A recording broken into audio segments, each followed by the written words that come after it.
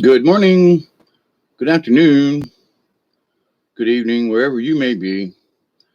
I'm your humble host, Mr. David Null, also known as Hawkeye Two Feathers, and I greet you this evening, this morning, with the love and the honor of the infinite creator. And I continue to pray that each and every one of you will continue to learn how to accept and receive the knowledge, the healing, the wisdom, and the blessings from the universe. So, with that said, um, it's 12:30. I'm late with my coming on and trying to get things ready. I want to be ready when my sister gets here.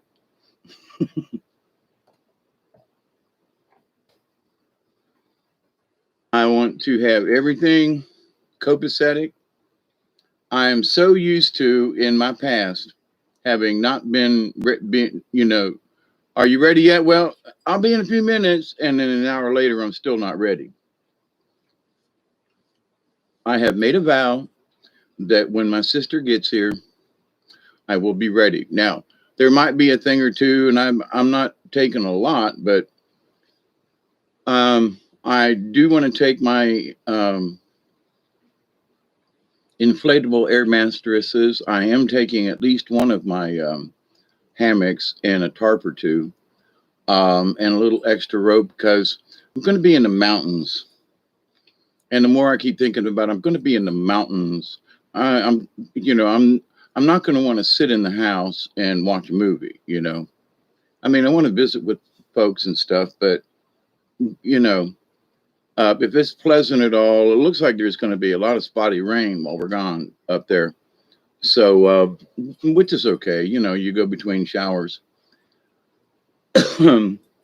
But I'm doing this sort of little update, um, or audios, or see you in a little while, or something like that.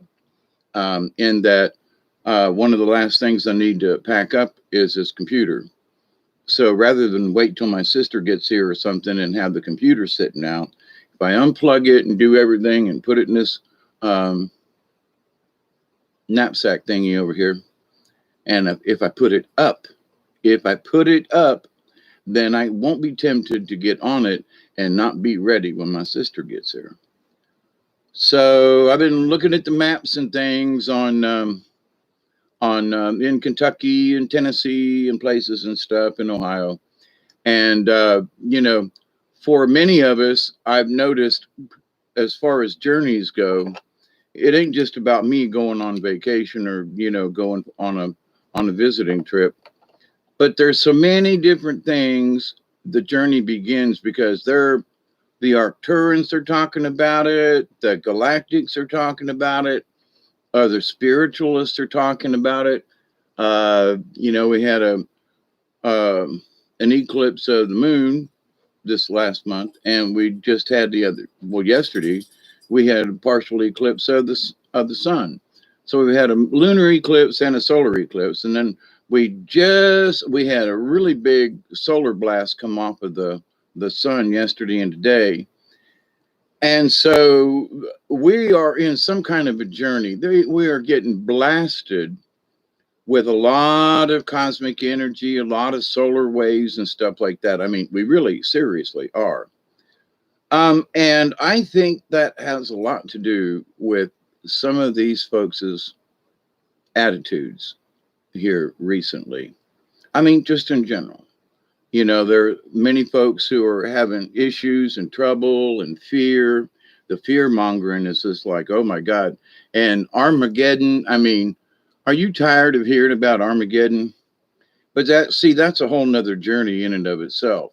And people say, well, if you don't believe in it, if you don't think that, then you're not a Christian. I didn't say that. That's not my point. For the last 20 years, it's been Armageddon. And I do think we are in the last days and the beginning days. And that's part of the next part of the journey. On the first part of the journey, I was looking at a riverbed. Anyway, there were plants and um, I can't think of the group now. But anyway, A Horse with No Name is what I was thinking of, the song. But anyway, hey, Pearl, I'm just getting on here before I pack up my computer and just, wanting to say hi, goodbye. Well, not goodbye, but, later. And poor old Duggar, y'all say a prayer for Duggar. He knows something's up with all his packing and stuff. And he's going to his mom and daddy's, and there's going to be children to play with and stuff like that. So, but he knows something's up. So, but anyway, he'll probably never want to get in the car with me again. Like the last time I went riding with you, you dropped me off for what seemed like forever, but I will come back. So, but anyway, poor Duggar, he's over there. He just can't get settled. He's up, he's down, he's in, he's out, but he knows something's up.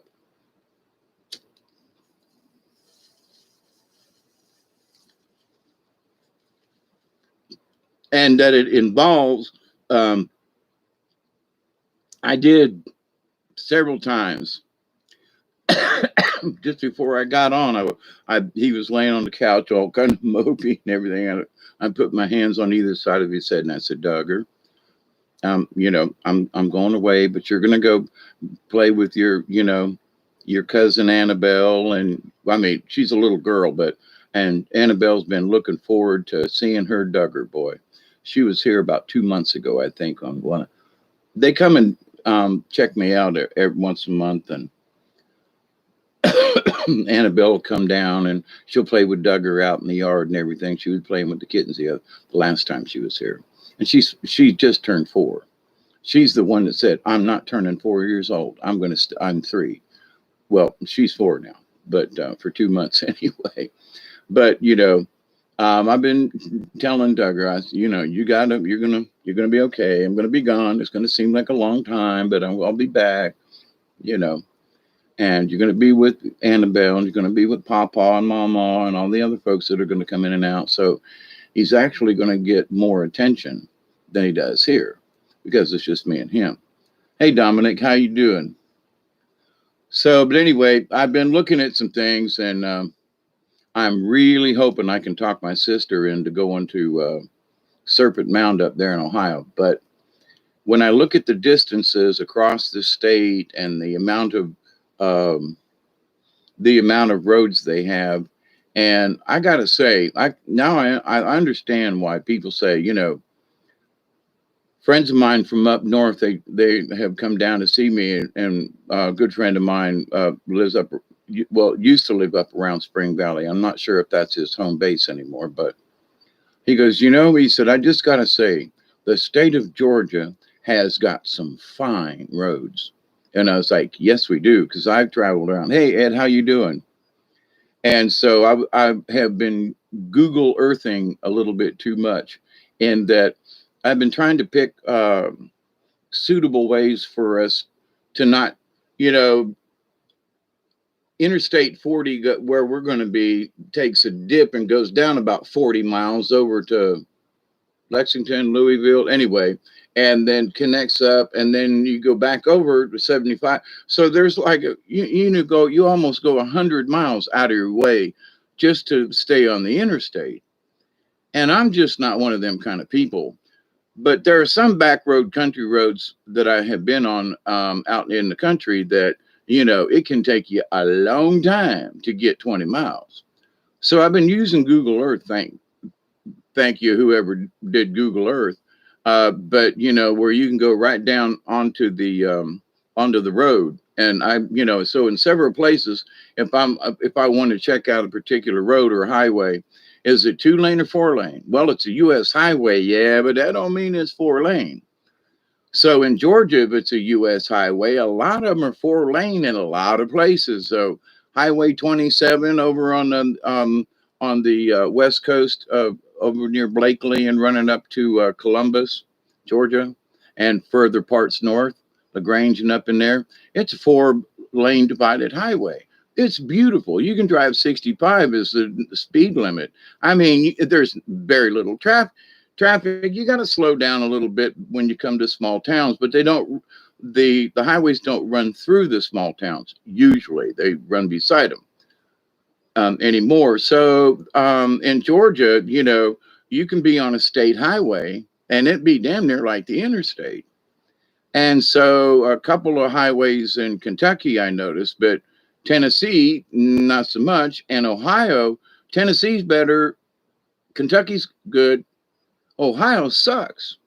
I'm like, I'm checking these highways out, and they're, for 100 miles, it's a U.S. highway, but it's only 2 lane.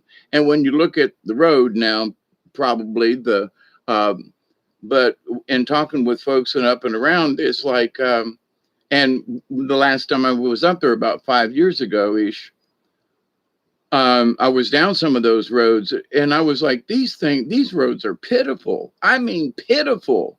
We've got county roads that are in better shape down here than the state highways up in Ohio. So I've been seriously reconsidering, like, because we have a long way to go that day from where we are in Ohio to Tennessee. So I'm kind of scratching my head going, if they had a better highway that was more than 2 lanes and going through the countryside, hey, Cherry, good evening to you too. But so anyway, I'll see what my sister says. I'm sure she would agree in that while we there, if there's any way we could do it and it doesn't kill us both, and if it only takes a couple more hours and, it's not that big a deal, because I'd rather ride through the countryside, even on a bad country road, depending on how bad that country road is, mind you. Country roads take me home to the place where I belong, West Virginia, and be close to West Virginia too. Mountain mama, take me home, country roads, and that's where we're going, buddy. So, and thinking about the same way now, leaving from the Newport area up in Tennessee and coming straight south on, I can't think of it, 441 or anyway, but there are a lot of places, especially when you hit North Georgia. It's 4 lane, a lot of places. It may not be divided highway, but it's 4 lane. And so, you can go at least 55, 60 miles an hour. So you may not be going 70 miles an hour, but on some of these highways, especially in North Georgia that I've been up and down so many times, you can make good time at 60 miles an hour, slow down once in a while. But if you have to go 100 miles out of the way just to go fast, my opinion is I'd rather go a little slower, saves on gas money, and just go straight instead of going over here and going over here just because it's the interstate and you get to go fast. I've always been against that, And now, but at the same time, though, if it's a really crappy road, then I might not necessarily say that's the best idea. Now, if I'm not in a hurry, but and we're not necessarily in a hurry, but my sister does have to get back and go back to work. So, don't want her to be so tuckered out. But like I said, I can drive, so if I'm still going to try to talk her into it. So well, like next Monday or Tuesday, I don't know which yet, will be one of those long days, and then leaving up there will be a long day. Leaving on a jet plane, don't know when I'll be back again. Oh, babe, I hate to go. All my bags are packed, I'm ready to go. I'm standing here outside your door so many times. Anyway.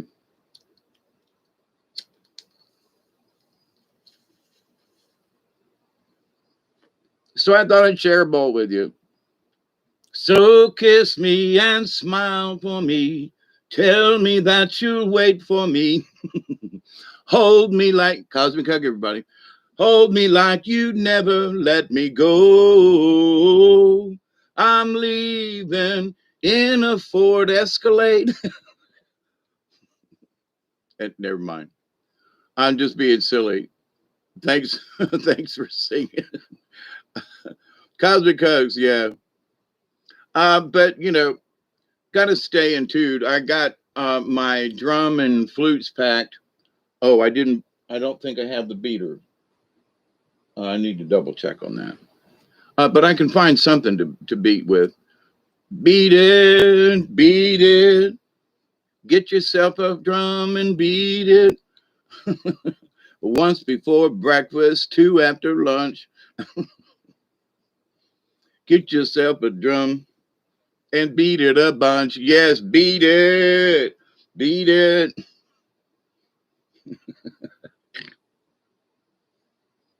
I feel like Al Yankovic now. Don't yank it, bitch. No, I said don't pull on that. Too late.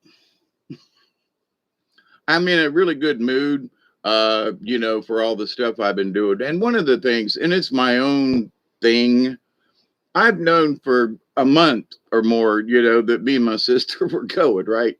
Or longer. And for the last 2 weeks, like we got 2 weeks. Okay. So for the last week, it's like coming up Saturday, right? It's Saturday and I'm not ready, you know, but I'm taking care of some other things. I got my battery charged up good on my truck, and I've taken the battery cables off so it won't be dead when I get home, and a couple other things. I fixed a feeder for the cats so it'll last them a few days without the ants crawling in it. So you know, uh, tiny little things off to the side. And while I'm going through some of my backpacks that I had packed for whatever trip I was going on, usually to the river. So there's an old t-shirt and a something, maybe a towel and a this or that, you know? And so so I spent a lot of time with 3 different backpacks, taking everything out and repacking. And for me, that's like a big deal. But at the same time, I'm throwing things out, things that are worn out and stuff like, why in the hell am I carrying this? Because I just got used to it, you know? So I ain't carrying some of this stuff with me this time, which I'm really proud of, because in the past I would have said I can't go without this. Sort of like not necessarily a hoarder, but and in a way superstitious. But I've carried this thing with me for the last 10 years. Yeah, and it's falling apart, and things are, you know, and there's stuff in it, and you're going on a trip with your sister. Do you need that crap with you? Now, maybe like I've had 3 different kinds of knives, okay, in my little pouch. But when I'm on the river, depending on what you're doing, those 3 different sizes, kinds of knives come in handy at different times. And so I just got used to carrying them in my little fanny pack thing, along with my compass and along with this. So I've repacked it. The compass is still in it. 2 of the knives are still there. But a lot of other stuff that was in there, it's not in there anymore. And I moved it to a newer one, more smaller and compact. And so I'm like, okay, there we go now. So rather than being spread all over the place with a bunch of crap, yeah, who gives a crap? But for me, it's like I'm still making steps in cleaning up my act versus, well, it's been like this and I'll just grab it and go. No, it's a mess. There's crap in there you don't need. And the fanny pack I have is ripped across the top. It's been dunked in the river like I say 1,000 times. That's a little over, but I mean it's got wet hundreds of times, and been here and been there and drug here and drug there, and it looks like it's been drugged through the mill, and I just refuse to take it this time. That's a big deal for me, you know. But as the adventure begins again, the adventure is, listen, for me, yeah, I've been doing things for the same way for years, and I just been, well, I always take this, and but do I need it though? See, so it's this new thought process that I'm been working on here. I've talked about it. But in just looking at stuff and going, no, that doesn't need to go. No, that don't need to go, and that needs to get thrown the hell away. you know, Nobody else minds, nobody else cares, but me. It only makes sense to me.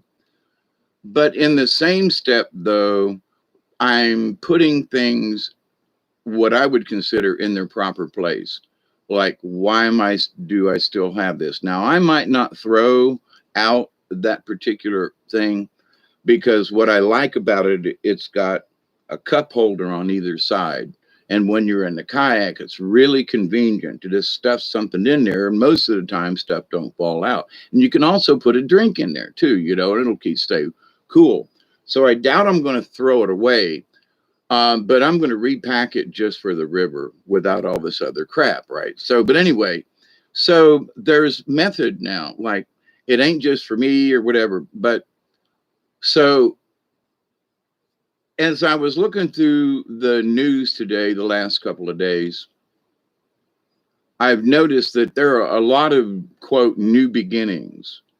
Some of the galactic folks have been talking about this and that, and some other folks have been talking about that and some of this.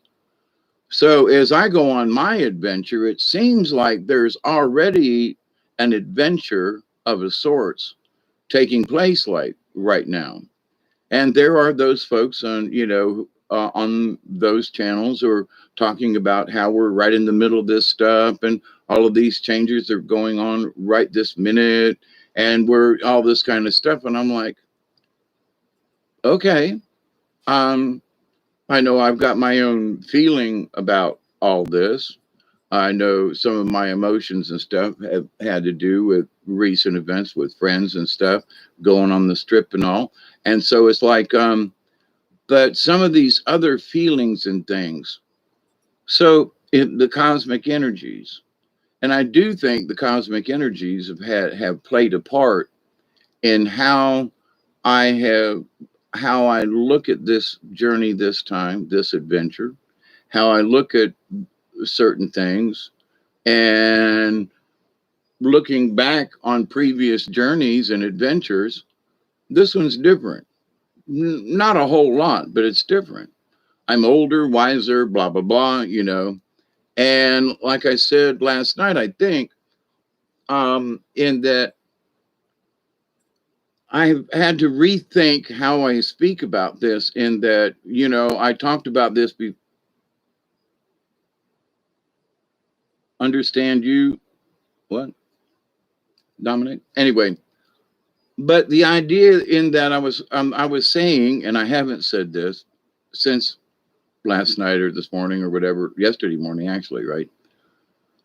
In that, well, I'm getting old and I may never have, oh, you understand. Okie dokie. Thank you. Um, and I'm relating this to, I don't know, I'm a little stoned and a little wired up. I got coffee here. We can say hi to Bob. I'm really excited. That's the other thing. And I'm really going to have my stuff packed when my sister gets here. I'm like, man, oh man, I'm going to actually be ready. That's amazing to me because I have not fared so well in the past, especially right after I had my head bang. It just took me forever to get things done, and I'm doing better. Now, some could say, someone could say, well, you've had a month. You knew you were gone with your sister. That's true. But I realized that to get ready ahead of time, there were things that I had to do in between. And I've been doing them. I cleaned out the back of the truck. I got the other hammock put back together again.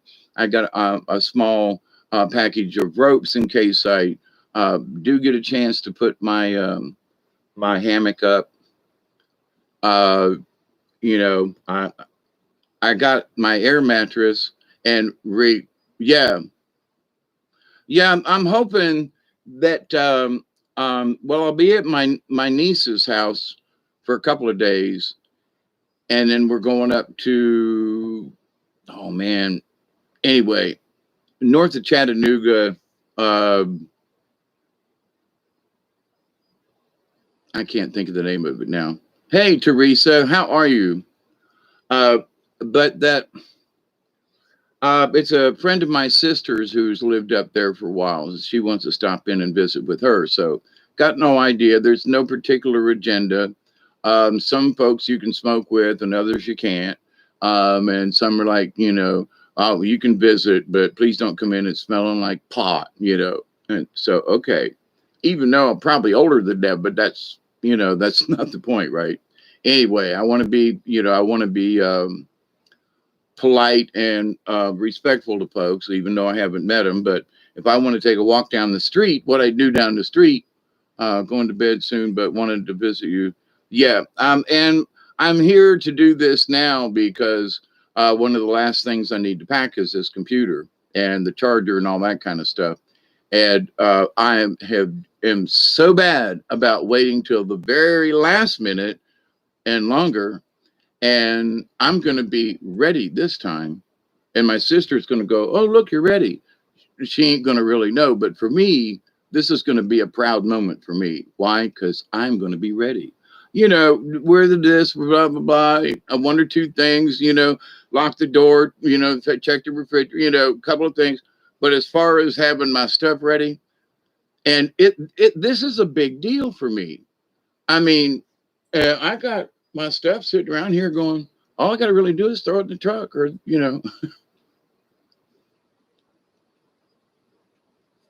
But Teresa, I'm doing well at this moment. Previously, I have sucked at this. Okay. If in the past, my friend, dear Fred Marsa would come by and you're ready to go. Yeah, just about. And an hour later, I'm still not ready. I'm going to be ready when my sister shows up. This is a first. I mean, this is a big deal for me, and so because I have sucked at this, especially after my last brain injury, it got worse. Just walking around and move this from there to that, to this, to this, to that, to that. And Cherry's in the house. How you doing? Learning is one thing, but keeping control of your mind so that it doesn't go into this got to wash your hands 3 times. I got to double check something 3 times. What's that called? I got that.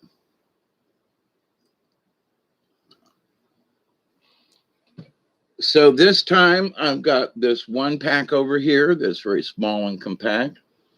And I've got certain, I've got my, a couple of, one extra towel for whatever comes up, right? And an extra t-shirt in there. And it's got little pouches for stuff. So I've got places for personal items, like my deodorant. I'll use deodorant now that I'm going to be around somebody else, right?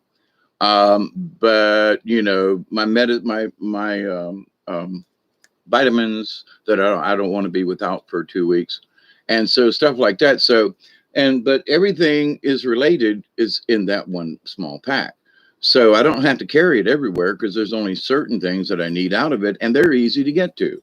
This other one's got most of my clothes in it, 2 pairs of jeans and an extra pair of shorts. This pair will go in. Several t-shirts and another extra towel, just in case it's going to be rainy, and you just never know, right? And then I've got some other toiletries and small necessities and little front pouch of that, and that's all compacted together, and it got cleaned out, and then I've got this other one I'm going to put the computer in, and a book or 2, and I'm taking ink pens, and I'm going to do some writing along the way. And I'm thinking about taking I've been debating about taking the cards and the book. And I don't know of anybody along the way, or maybe when we spend the night we'll be spending the night, a couple of nights at a motel. So, I've seen enough movies, unless there's something really special or whatever. I'd just soon get on Wi-Fi and do, contact y'all and say, hey, what y'all up to, right? But I don't know if I really want to take the cards and the book. I mean, around, I just don't know. It's like, I don't know. So, but I'm tempted. Probably going to leave them here. Take the cards. No, I don't use the cards myself. I mean, isn't that strange? Um, Something will tell me, an animal will show me. Now, I would take the book because sometimes the spirit will have me open up to a page and that be the right one.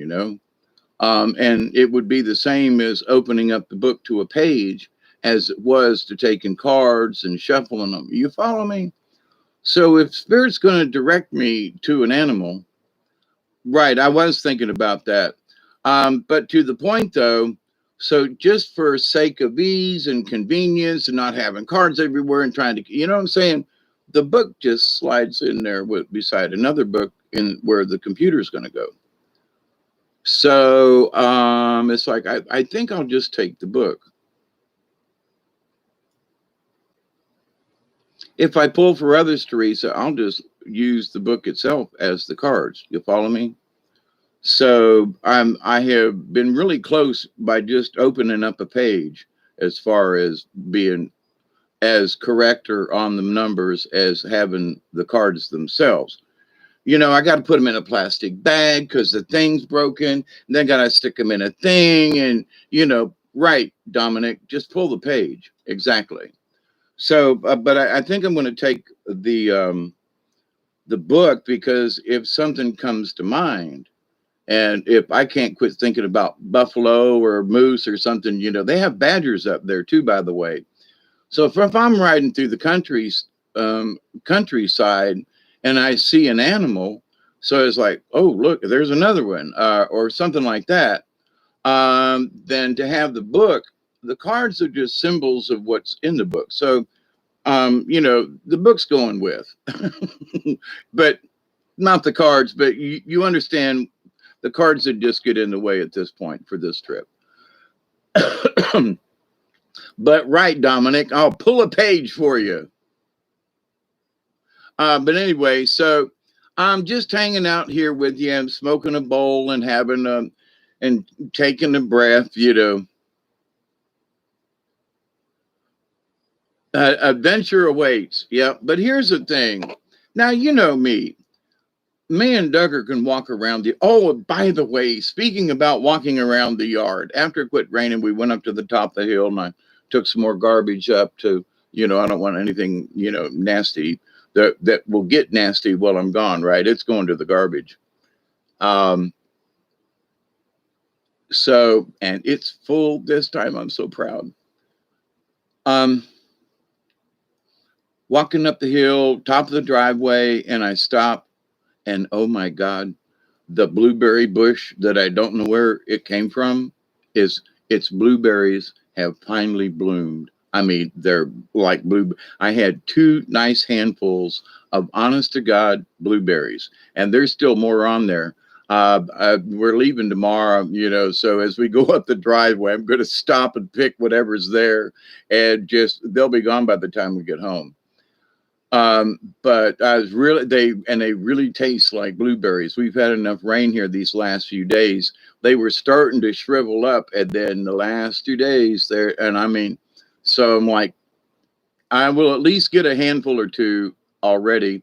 Some of the blackberries that I had were really plump. They needed this rain we got the other day and today, but no, we're going to take him with us as we head north. We're going to drop him off, but my friends, where they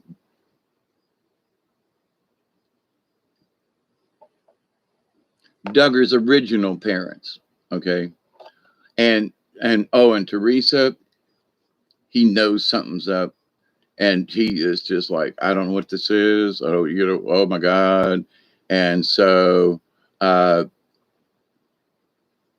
Yeah, he's already sort of in a funk because he knows there's something up. And he knows it's something big because I'm packing. You know what I mean? So he's sitting over there and and I've been petting him and nudging him and he's gonna have more attention and love and everything. Well, I can't say love, but um um Rhonda's granddaughter, Annabelle, she's 4 years old and a real pistol, and she loves Duggar. And she was here about 6 weeks ago, and when they were here for a visit, and she just hugged Duggar and played, and they went out in the yard, And so it's like, so Annabelle's going to be there, several times over the course of the 2 weeks. She'll spend the night with Nan and Pawpaw. And so Duggar's going to be there. So, he'll get to play with her and she'll get to play with him. So that's a good thing. But at the same time, I'll be okay. But I'm like, I can't believe it. Earlier, I was going like, I'm going to miss you, Duggar. But we've been together for a year, over a year, every day, all the time, wherever we go to the store, whatever, in the creeks, in the woods, in the swamps, in the kayak. He's been with me all the time. So this is going to be different for both of us. I mean, I'll be okay, but I found myself getting a little like, I'm getting weepy in my old age kind of thing. I don't want him to hear me, which is just plumb silly, right? But anyway, so we love our four-leggeds. And one of the things I was not real happy with him, but I literally the other night I had to chase him across the field, up the driveway, through brambles, bushes, and through a barbed fence, and damn near to the other road over there, through the neighbor's field. And he wouldn't the bark he had. I know the bark, but he's never barked that way. He barked that I got something, and I mean, I couldn't see his face, but when I got there, his face was all screwed up. And he had chased a possum from our house. We got possums come in to want to eat the food all the time. So now that I got food hanging, in the shed for them, the possums are going to be here. There ain't going to be no Duggar. So for the next 2 weeks, the possum's going to get really well fed. But he had chased that possum woo, woo, woo across the fence and into the neighbors and on around the backside of the hill over there. I mean, a good ways. And I had to chase him down with a flashlight kind of thing because he would not give up on that thing. And I mean, so way back in the day when they had coon dogs, and folks had coon dogs around here, and you could hear them baying down in well, so they'd all be chasing it like whoa, whoa, whoa, and they'd be on the hunt. But then when they got to the tree or to the raccoon, or maybe it was a possum, when they got to whatever it was, the howling, the barking, and everything changed. And you could tell they got him, you know. I went, that sounds like Rufus. No, Rufus has got him. Yeah. And you could tell by the different barks now. But him, I had never heard him bark the way he barked. And he would not come home. I called him. I had to go over to him and shoo him off that possum. And then he turned around. It was like he was ready to just, jump right on him. So Possum Paul, hey, Mossy Man, favor to you as well. Devolving society. I did that reading and talked about the 7 fires prophecy. And I read the prophecy. Jody sent it to me, I don't know, a week ago, several days. Anyway, a little ways back. I keep going in and out as to how far back that was, but anyway, so I've read it and I kind of, went through it, and I've been through my own head, and I've already talked about it yesterday on the video, but there were some things, and then you look in the news,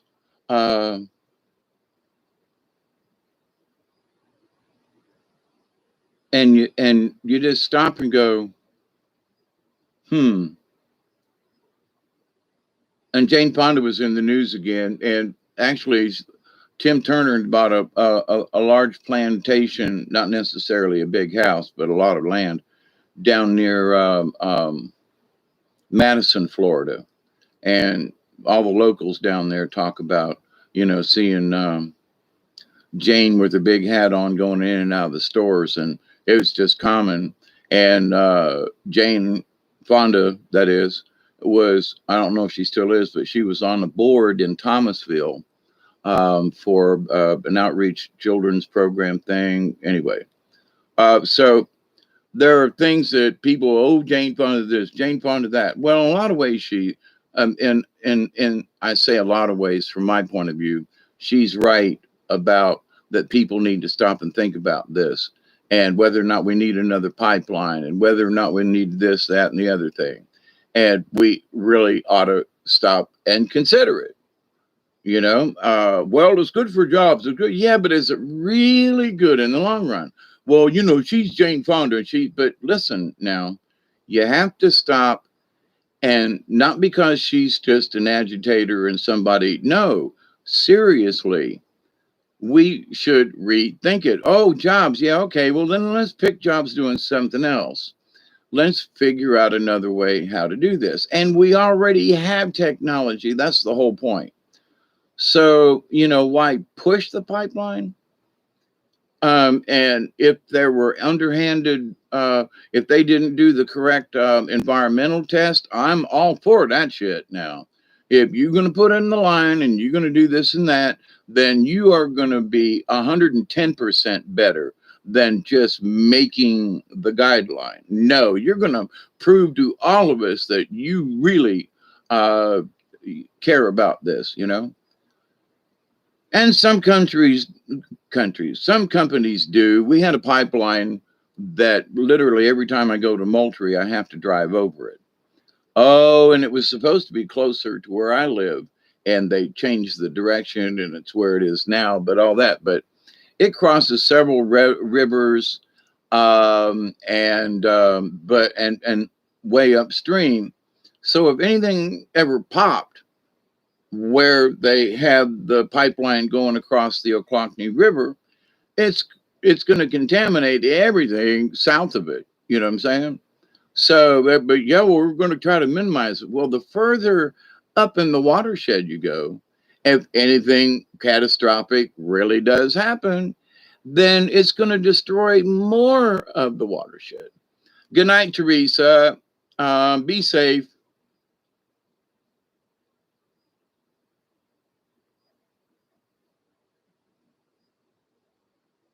Can I get that? The 7 prophecy? It's the 7 fires prophecy. And I read it last night, Mossy Man. And you can also just go to Wikipedia and type in 7 fires prophecy and pull it up and read it yourself. So, but I did a video on it. It's 1:13 here. Oh God, I've been here almost an hour. Dang. Yeah, I can't stay on here all night long, honestly. I got to lay down and get, yeah, I did a video on it and my discussion and the things that I've seen and other people have seen in relationship to the Hopi and some other stuff. But anyway, you just want to,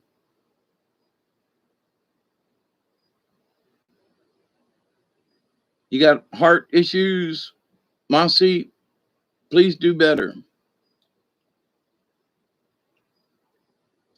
But anyway, so I didn't really want this video to just be about me and my trip because I've already talked about it a lot. I just can't wait to be in the mountains again, to just breathe it, smell it. I'm taking some crystals with me, and where my niece is, where we'll be in 2 weeks before I come home. We will be leaving her house in Tennessee in the mountains there, and then coming home here. So I would really like to put some of my crystals in the mountain water. I want to get in the mountain water. I just want to smell it. You know what I'm saying? I'm taking my drum and some sweet grass and sage, and both of my flutes are going.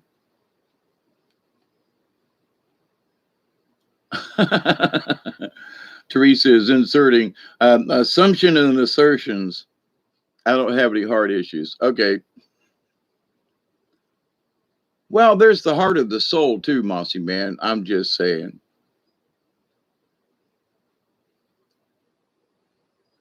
And I can say with heartfelt, uh, positive love and cosmic hugs I send out to all of you. So, but anyway.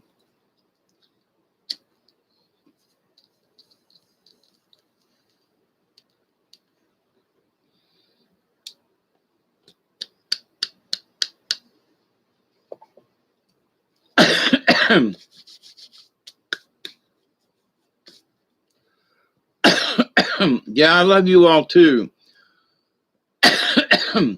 So, you know, I'm going to do my best to, I don't know if I can share the pictures, but I can share where we're at and what we're doing. I'm when we drop off Duggar in the later on this morning now, or this afternoon, I guess. By the time we get there, we're going to stop at a Walmart there and in Sylvester and see if I can get a camera, because I want to take pictures along the way, and I mean maybe excessively. I've gotten a bunch of memory cards and stuff that are, you know, like 16 gig kind of thing or whatever they are. So hold a crap load of pictures and you know, and video if I need to. Now I can't up. Wait. I could upload the video whenever I get to some place and put it up. But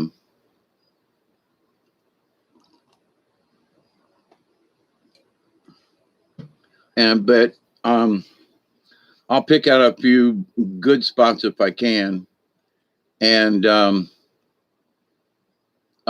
see if I can upload them to Facebook. I'm going to wait until I get further north. None of my family's gotten in touch with me yet. And I begged them, I said, you know, call me before I leave, you know, get in touch with me. And here it is. And I've not heard from any of them in Ohio. So, okie doke. And it may sound like I'm being callous or something, but if I knew my brother was coming south and was going to be in the area for a day, I would have called him a dozen times. But since I don't have his phone number, I got a house phone. I'm in the phone book. But cell phone people, you know, you can't necessarily find them that way. So, and I've gotten in touch with them through Facebook and stuff. Please call me. Send me an email so I can call you from my sister's phone. Nobody. So, but here's the deal. So, how hard should I try to get in touch with them? You know what I'm saying? How hard should I push? You know, well, you know, I really want to see you. Well, if you're going to, if you don't really want to call me and have me stop by, then, you know, so it may be better that I don't push. I think when I get to Ohio, I'm going to try one more time and go, hey, I'm in Dayton, you know, what you doing, you know, and if we go, well, I'm busy, but glad you're safe. Okay, bye, you know, and I'm not trying to assume anything ahead of time. I'm just saying, if they were coming down this way, I'd be doing whatever I could to stay in contact with them and where you're going to be and what time you're going to be there. Well, I'll be, you know, whatever it is, see, but anyway, but that's how I feel about things. And other folks don't necessarily feel the same way I do.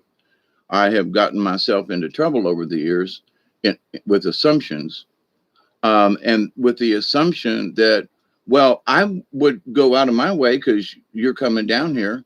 So I would absolutely, but on the reciprocal part of that, other people would want, well, if he's coming up, he don't have a cell phone. Well, I don't know, they just don't react, or they don't, they may want to get in touch, but don't, well, I don't know, I haven't seen him in a while, don't know what I would say. I would just go in and sit down and go, how you been? Yeah, I've been kayaking and stuff. What you doing?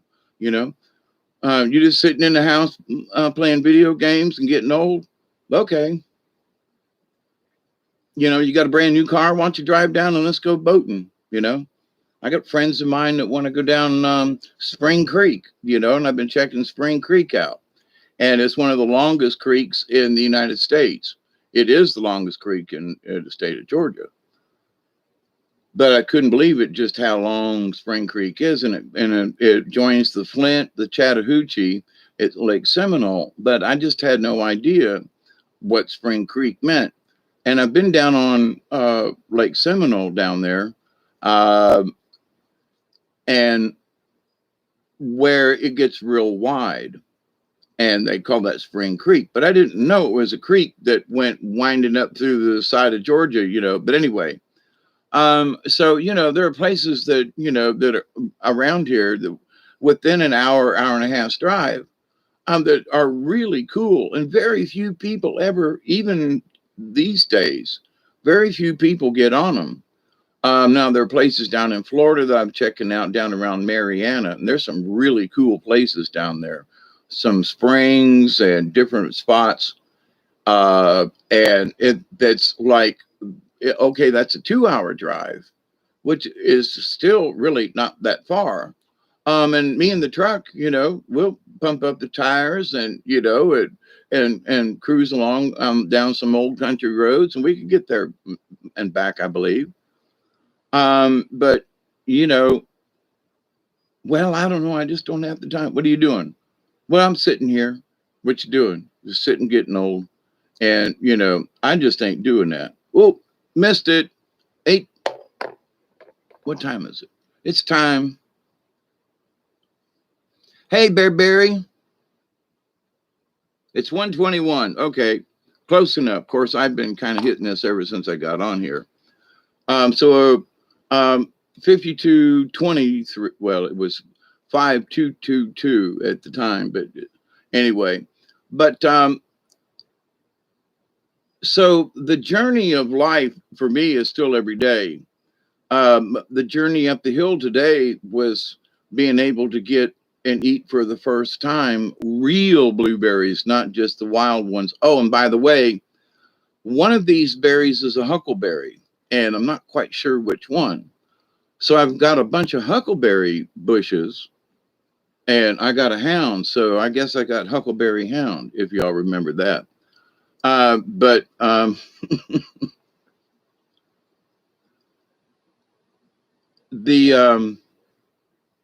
the journey through my little woods up there, and yeah, and I've been singing that a lot here lately. And when Rob was here the other day, I said, listen, I myself have, gotten into sort of a rut in a way that, well, I didn't do anything today, and I didn't, and man, it's another day goes by. Well, after 6 months, you turn around and go, I had enough of those days, to where I just looked out the window and said, well, I'll get it tomorrow. When I could have done a little bit of something, a half hour's worth, So I've been making myself stop being, well, I'll get to it tomorrow. No, but let's go do something. It might not be that, but we're going to do something today, every day. So and it might just be a walk around of the property up there and everything, But I've noticed, though, that at where I made my little trails and stuff, I can go through there. I've been picking blackberries the last couple days. With the rain that came today, the blackberries ought to be really good in a couple of days. I won't be here, but, at least they'll make, you know what I'm saying?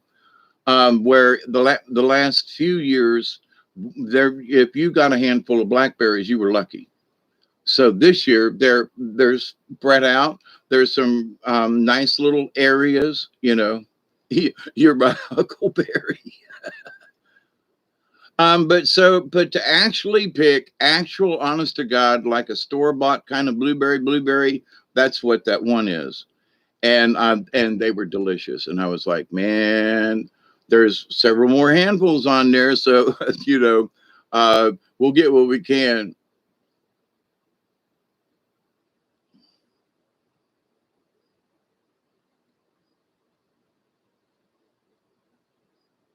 Okay, Mossy Man.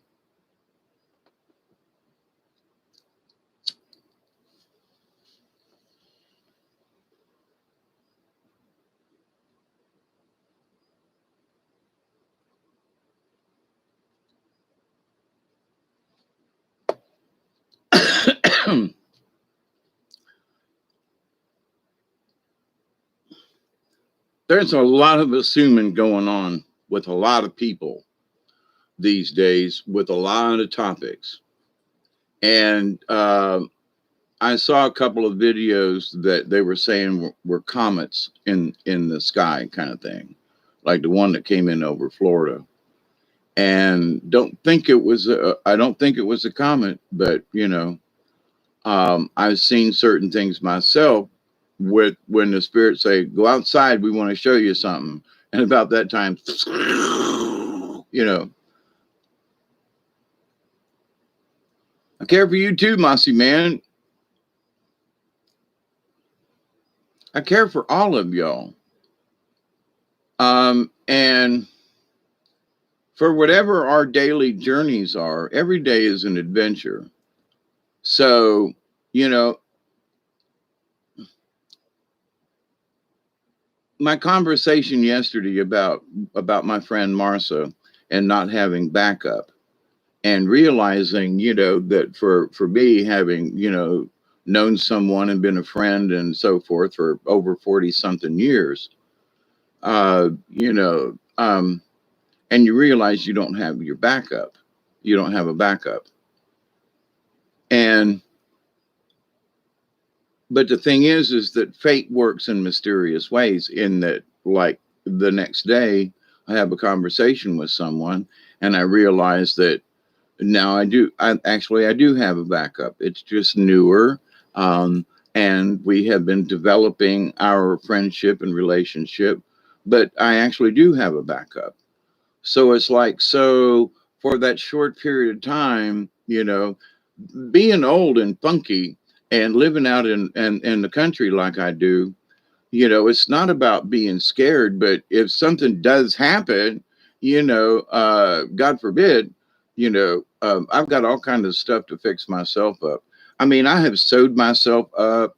I've had to, I got a scar over this eye where a hammer slipped out of my hand and I hit a board and it flipped up and the claw part of the hammer hit me and ripped my skull open right there over my eye. I still have a lot of headaches because of it. But I mean, I put a dent in my skull right there.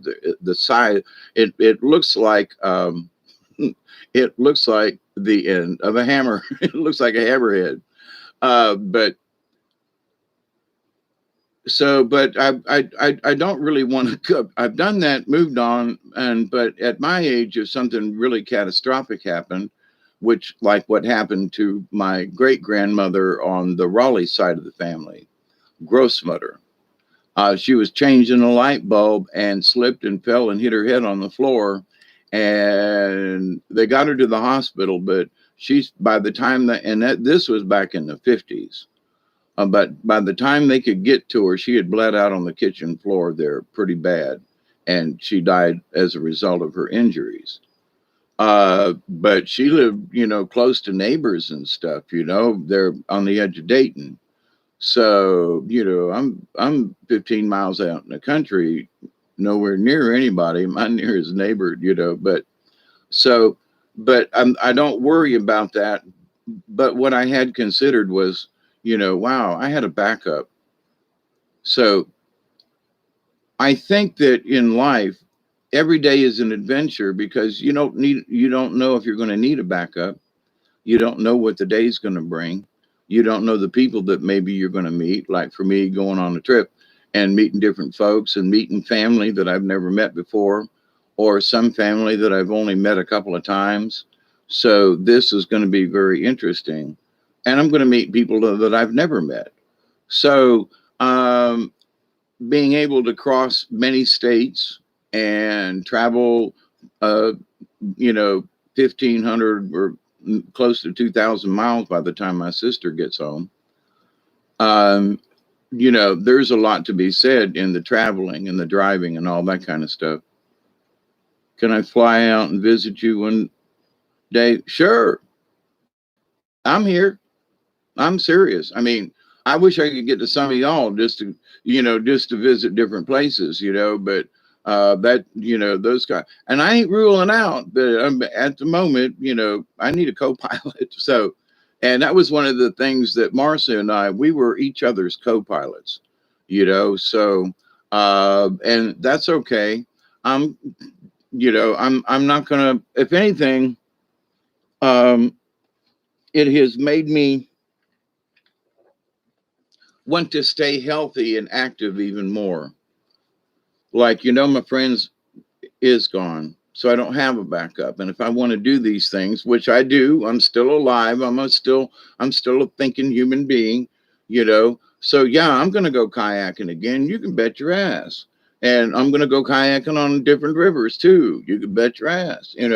So whether or not anybody goes with me or if there's anybody as my backup, fate will tell. But Mossy Man, I know you don't want to come in Los Angeles. No, and I'm seriously, the way my brain is, I'm too frail to fly and do something like that on my own. I mean, that's the honest to God's truth. Back in the day, I've been to Detroit several times and Toronto, and I flew out. Flew to Dayton one time way back in the day with Becky and Arnie, and to a family reunion back then. And that's when it came out of the bag that my cousins were actually my brothers and sisters. And the rest of it, that was the last time they held a family reunion, by the way. So that was a really interesting, but that was the last time. And that's a long time ago. That was back in the 70s. So, it wouldn't be that I wouldn't want to come. I wouldn't want to stay, but you know, uh, to have somebody say, "Well, have you ever been to LA?" I'd say no, but I haven't been to New York City. I have been to Atlanta and Tampa and New Orleans and places. But and the thing is that for every town that I've been in Seattle, down on the Skid Row kind of thing, where oh my God, the best, but oh my, what are Pilates? They're a Russian potato thingy. Oh my God, people were lined up around the block down there in Seattle, and where the market is down there near Skid Row. But so had I never traveled to Seattle, even for that day or so that we were there, went up in the Space Needle and, uh, was able to experience that. We drove around the top of, I can't think of the mountain out there with the ice and snow on it. There outside of Seattle. But anyway, and experience that and so forth. So those memories, I don't necessarily have pictures for everything like that. But I got them in my head. And, the places where we stayed, over the 4th of July weekend. And then we came back, through Donner's Pass and into Reno and then down. I drove most of the ways from Reno all the way down to Las Vegas, all out through the desert and stuff. That was one hell of an interesting ride, let me tell you. So I've been the entire state of, well, a lot of the state of Nevada, where a lot of people say, well, I've been to Las Vegas, yeah, but I literally drove from Reno. But anyway, there's a lot to see, but not a lot to see. I realized that I couldn't live there. I realized I didn't want to live there. You know, I realized that people who do live there, they're either really kind of strange or weird, whatever it is. I'm like, okay, not me. Seattle is worse on the homelessness than LA is. Yeah, back then, this has been 22 years ago. So there was homeless and stuff, but um,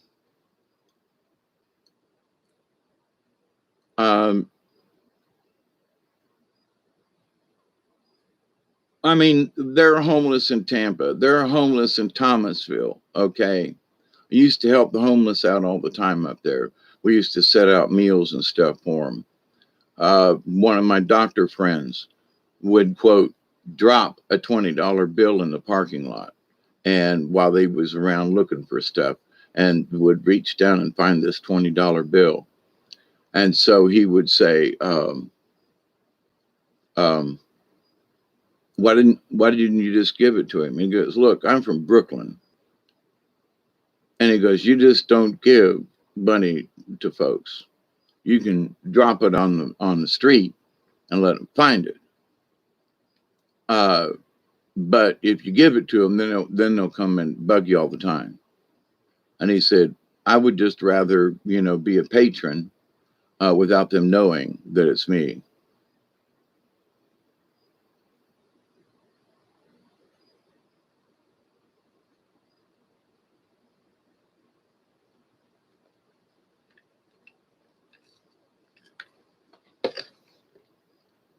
All right, you two. Am I going to have to pull the car over?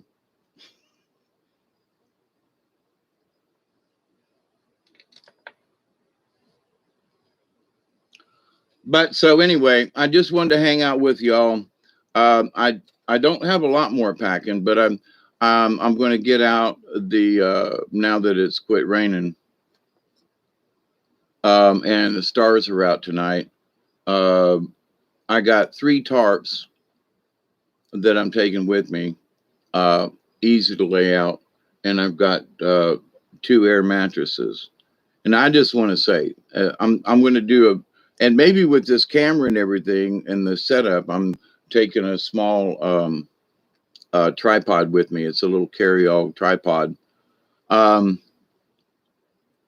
so show how I put the air mattress inside the hammock, because I can't sleep like this, and I don't like to be wrapped up with the hammock. Okay, I have been bound and stuff, and I don't do well in now. I can go into a cramped space. It's different, but the feeling of being wrapped up, even though it's just a hammock, it's like I'm being tied up like I had been before, and don't like the feeling. So I put the air mattress in there to give it a little bit of width, and it also stabilizes. And when I have something to sit on, because I got to get up and pee several times in a night, right? So uh,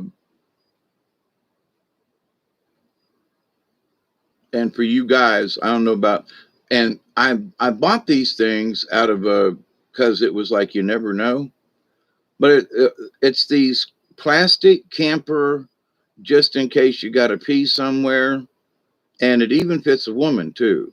It's a little plastic bag with a little thing, and guys can use it. Not necessarily that they need it, but there are some places where I have stood up and realized I'm peeing. I'm fixing to. Oops, and it's a horrible feeling.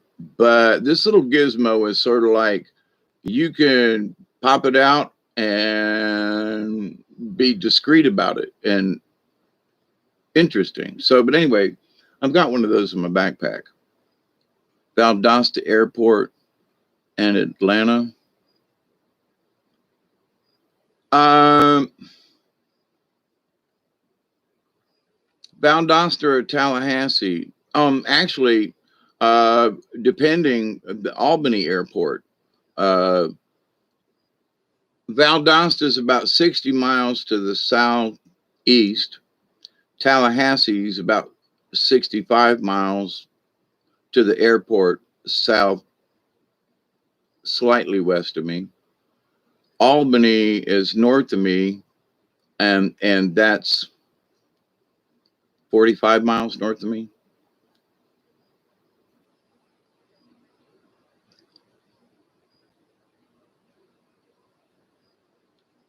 Tallahassee, now for me, just saying, Tallahassee would be the hardest to get to.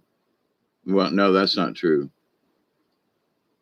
Valdosta Airport, 3, Tallahassee, number 2, Albany. As far as for me to just get there, uh, Albany would be the easiest and the closest. Not that that's a prerequisite. I've been to the Tallahassee airport quite a few times. A dear friend of mine lives right around the corner from there, on southern Tallahassee. So that's not an issue. But as far as getting there, Albany would be easier, Tallahassee second, and then Valdosta third.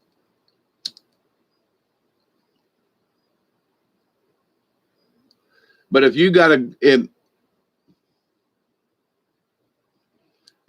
a decent flight into any one of those, and if there's something going into Valdosta, take it. Uh, like I've told somebody before, I said if I can't get there with my truck, I'll rent. I'm to the point where I'm going to rent a car. I'll just rent a car if I want to go somewhere. If I want to go bad enough, if I can't go in my truck now, a lot of the reasons I want to go in my truck is because I want to take the kayak and everything.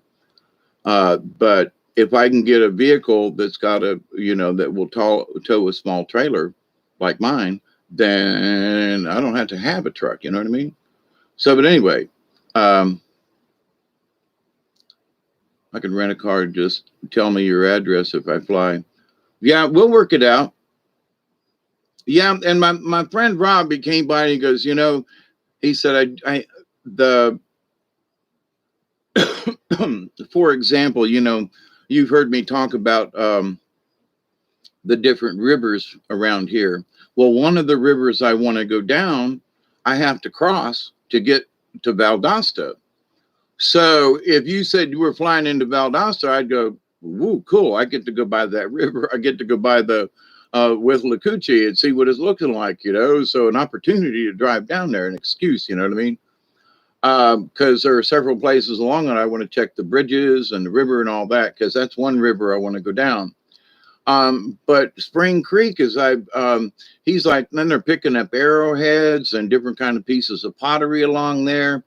And if you go a little further west of Spring Creek is Collamoquie Mounds, and then a little further west of that is the Georgia-Alabama line and the Chattahoochee River. So there are a lot of tribes and so forth that populated this area down here. And I mean, they built Collamoquie Mounds. And so, and there are other smaller mounds in places down in the woods. I found one on the other side of the river from here, and I can't find it again. But it's in a place where you can tell this is the interesting place. I could tell where it was at on the other side of the river because of the sandy conditions and what's under your feet. And as you go across the floodplain, you hit the other side where the clay ridge is on the other side. I actually live in a valley. So you go across the other side on the floodplain, and then you hit the clay, and then it goes up the hill. So it changes from sand, a little bit of white clay, to honest to God, you hit red clay and dirt, and and it really changes. It's not sandy anymore. Okay. So in this place where it was sandy, there were clay mounds, and they were different colors of clay. So they didn't dig a hole and there and mounded up. The clay came from somewhere else and they had to put it there. And there are no tracks to where a tractor could be there. And the mounds are like two of them, like side by side. And I got the distinct feeling that because there are other Indians that have been buried around here, I've talked about that before. So when back in the Indian wars and stuff, and they just pretty much buried them where they were, you know. I guess out of politeness, just to say, you know, instead of just letting them rot.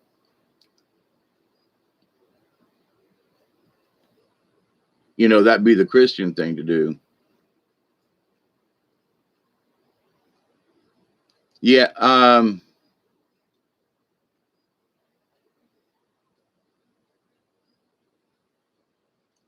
Atlanta Hartsfield is at least 4 hours from here, 4.5 hours, down 75 to get to me. So it depends on how far you would want to drive. You know what I mean? As far as plane fare, you know, is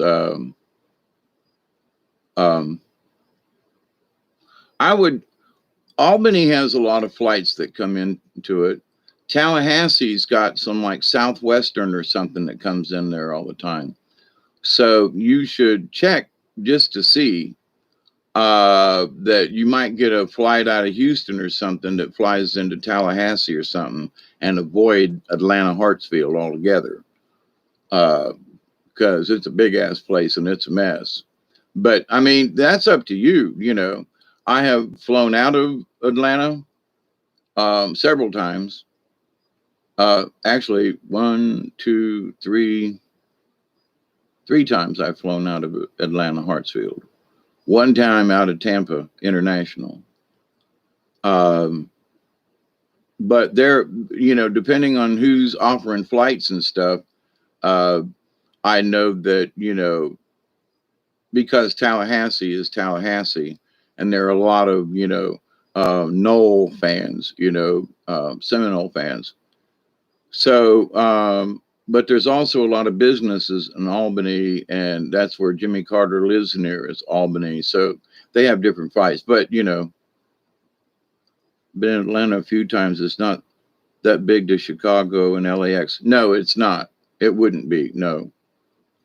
For me, it's bigger than the Tampa International Airport, where I grew up down there. I mean, I used to go to the Tampa Jams at the Men's Garden Club that was like right beside the airport. So, but anyway, but yeah, that's up to you, you know. Just look around, see what deals you can get. And if you fly into Atlanta, you know, depending on, you know, what vehicle or whatever that you rent,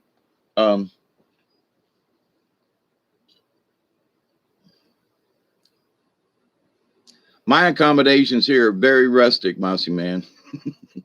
But we can find local accommodations if you want to stay in a hotel, motel. But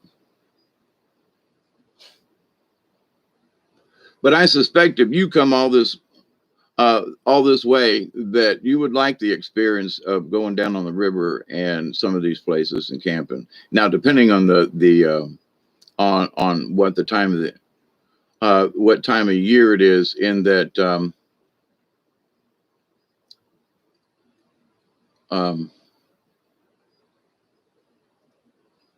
you know, like now, I wouldn't come in July.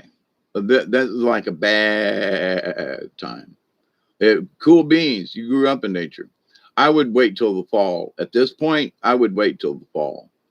You know, now we've had a lot of thunderstorms.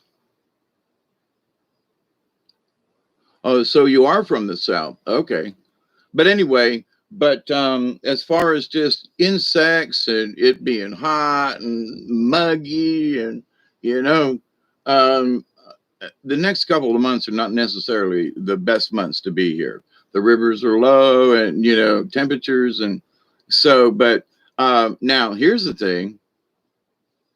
If you want to come around my birthday, which is in September, the day after the first day of fall, please come join me. Please come join me. We'll party down. We'll party down, man. We'll party down. you know,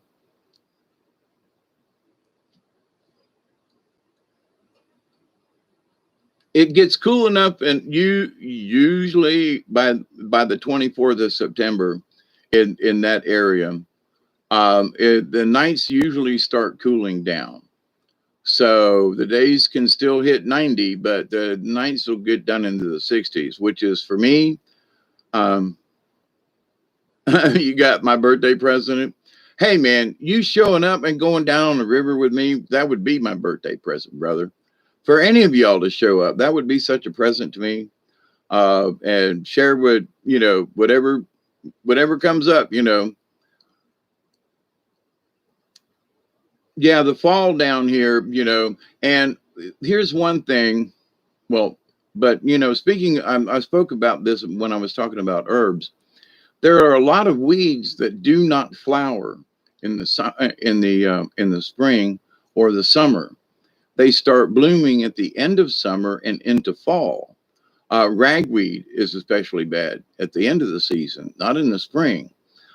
St. John's wort and certain plants, you can tell they bloom in more in the fall. There are several plants that, if you look for them in the springtime, you're not going to really be able to tell because the flowers and things that make them distinctive don't show up until late summer, August, and maybe even later than that.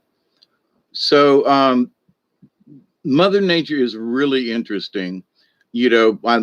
On one of my little journeys around the upper part of the property here, it's a couple of acres. And so I'm walking along, and so some of the native cherry trees, which there are a lot of, these really small little cherries, right? And some folks call them choke cherries. They're not the great big cherries, but they're still cherries. And some folks, well, you shouldn't eat them, and they'll make you sick. I have eaten these cherries over the years. Now, I don't get a lot of them, but I was walking along, and there just happened to be a handful of ripe cherries. So I've got cherry trees. I've got 3 different huckleberry, the rabbit eye blueberry, and now I've got at least 2 honest to God blueberry trees. I'm walking around, and then there are all these blackberries. And so as as we've come into spring, there are all these different climates. There are all these different times. Hey, David. And so Mother Nature is putting out stuff all the time. I got a lot of grapevines. You were stationed at Fort Benning. Yeah. I know where Fort Benning is. I had a friend of mine that lived up in Columbus. I almost went to work up there at the Pratt and Whitney plant in Columbus. Almost. God Almighty. And so I'm stayed in Columbus several times, and you have to drive through Fort Benning to get there. At least from where I live. But yeah, I've been there a couple of times. Did a convention there, golly, back in the late 70s or early 80s at some kind of works down along the river or something. It was an old metal works that they had fixed up. Oh my God, that thing was great. But yeah, so been there to Columbus too. Not in quite a few years though, just gotta say. But yeah. So the good thing about Atlanta Hartsfield and me is that Atlanta Hartsfield's on the southwest side of Atlanta, and you would end up going south, so you wouldn't have to drive through Atlanta. That would be one thing, and you would have the interstate most of the way.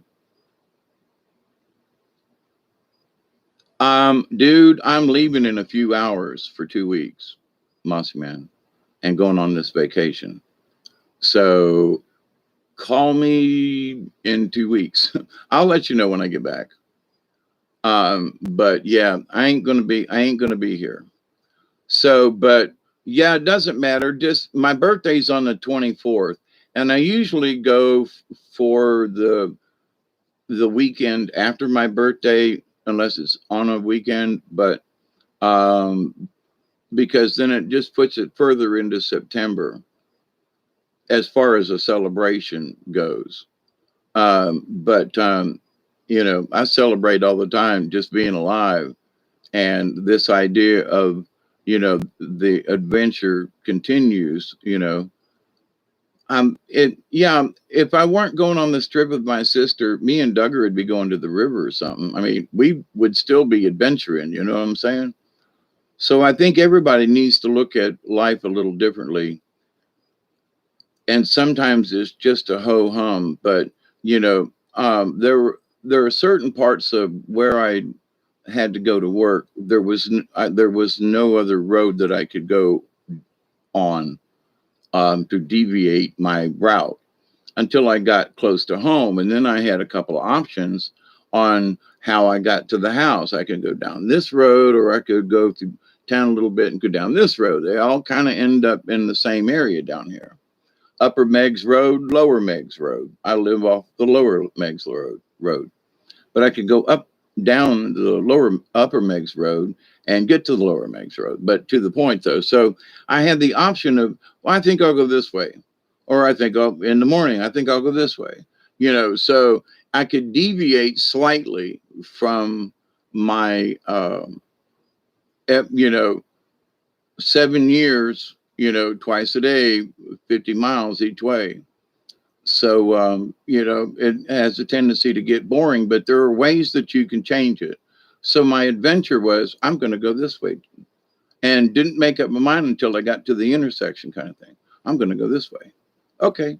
No big deal. You know, just to see, I haven't been down here in a while. So we can make our own adventures on a daily basis. It doesn't have to be a 2 week vacation or anything like that. But the idea, though, that we have the ability, especially when we, you know, change our perception of what our life is and what our position is in the universe, and go, this, you know, I could, this, I think this is an adventure. Yeah, it is. You can go to the store making it an adventure. You know, it's your, oh, damn it, I got to go to the store. Okay. Or you could say, man, I'm going to the store. For me and Duggar, it's an adventure when we drive 7 miles to the store, you know, drive through the country, take a look at the river, look at, you know, how who's planted what. I went by a blueberry farm, and they were all out there picking blueberries and everything and putting them in cartons and stuff. Soon to be in your store, a local store near you. But you know, so every time we drive into these small towns or whatever, we drive through the countryside, and I have two or three ways I can go and just see what's happening with the farming community, who's got what, where, you know.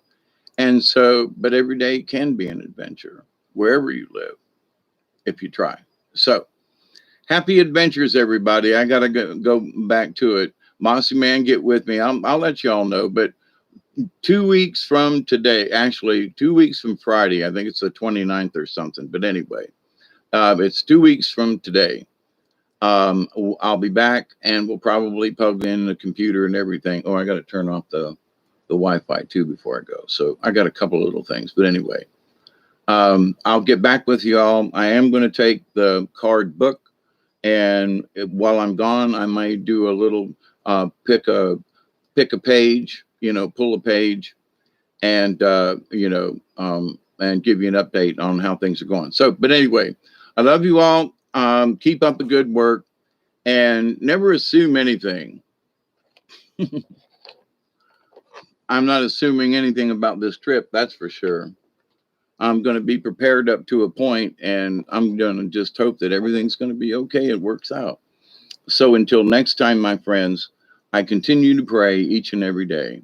I'll be thinking about you when I'm looking at all them mountains, that each and every one of you will continue to learn to accept and receive the knowledge, the healing, the wisdom, and the many gifts and blessings from the universe.